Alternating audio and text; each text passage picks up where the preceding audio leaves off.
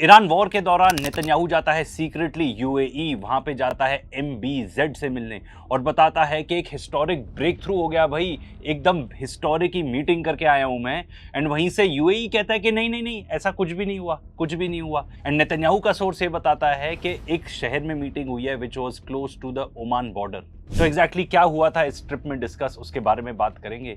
थोड़ा spoiler alert यहाँ पे दे देते हैं कि यूएई एंड इजराइल अपने रिलेशनशिप को नेक्स्ट लेवल पे ले जा रहा है जॉइंटली, मतलब इकट्ठे मिल के वो डेवलप करेंगे एंड जॉइंटली इकट्ठे मिलकर वेपन्स खरीदेंगे। कभी ऐसा सुना है दो देश का ऐसा रिलेशनशिप हो कि हाँ मिल के हथियार खरीदते? इस चीज के बारे में डिस्कस करेंगे आज, पर उससे पहले ये बात करते हैं कि भाई यूएई और इजराइल का रिलेशनशिप कब से चालू हुआ, कैसे इतने घनिष्ठ मित्र बन गए ये दोनों। This relationship goes way back. तो कितना पुराना है ये रिश्ता, कितने पीछे हमें जाना पड़ेगा इनको समझने के लिए? बहुत ज़्यादा पीछे नहीं, ये दोनों देश ही बहुत ज़्यादा पुराने तो हैं।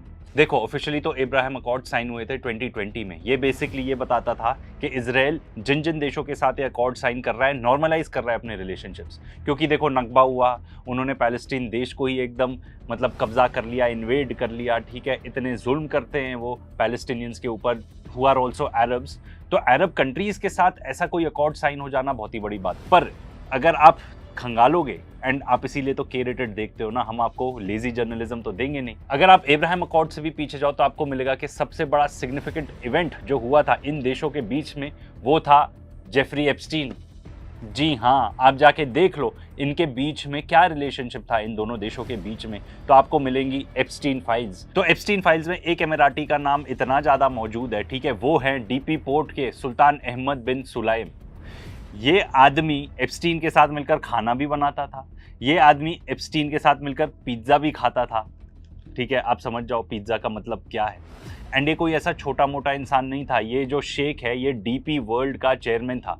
Dubai owned logistic company, one of the biggest trade infrastructure logistic companies in the entire world. ठीक है, अब ये बात अलग है कि एप्स्टीन फाइल्स में इसका नाम सामने आ जाता है, इतनी सारी फोटोज आ जाती हैं इसकी, क्या क्या चीज़ें ये लोग डिस्कस करते थे, मतलब एकदम ही क्लोज फ्रेंड्स थे। एंड एप्स्टीन के साथ क्लोज फ्रेंड्स का होना क्या मतलब है?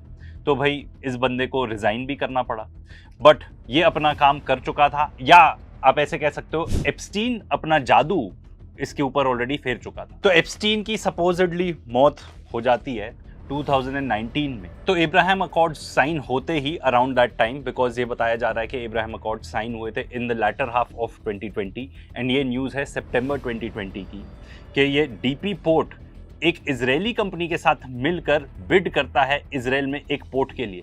तो इनका जो रिलेशनशिप था, बिजनेस रिलेशनशिप, वो डीपी वर्ल्ड के थ्रू ही चालू होता है। ये नोट करना बहुत ही ज़रूरी है। तो इसमें देखो कौन से की इंग्रेडिएंट्स है यूएई एंड इजराइल की रिलेशनशिप को स्टार्ट करने के लिए, ठीक है, जिनके नाम सबसे पहले आ रहे हैं। जेफरी एप्स्टीन, ये डीपी पोर्ट का शेख, ठीक है, एंड एप्स्टीन 2.0 जैरेड कुशनर। ये बात क्लियर है, न्यूमरस सोर्सेज में रिपोर्टेड है। यहाँ पे तो हमने आपको जेरूसलम पोस्ट का ही आर्टिकल दिखाया है कि जो एक की बंदा था, यहाँ पे बताया जा रहा है chief US architect behind the Abraham accords, वो कौन था? जिसने ब्रोकर की जो बिचौलिया था ये सब डिप्लोमेसी के बीच में, वो था none other than Jared Kushner, Epstein 2.0। वैसे तो ये मंगू ऑफ चंगू मंगू जोड़ी बहुत ही दिलचस्प कैरेक्टर है। कमेंट करना अगर आप चाहते हो कि इस बंदे के ऊपर हम एक पूरा वीडियो बनाएं, ठीक है। ये ट्रम्प का दामाद ही नहीं है, ये एप्स्टीन 2.0 भी है।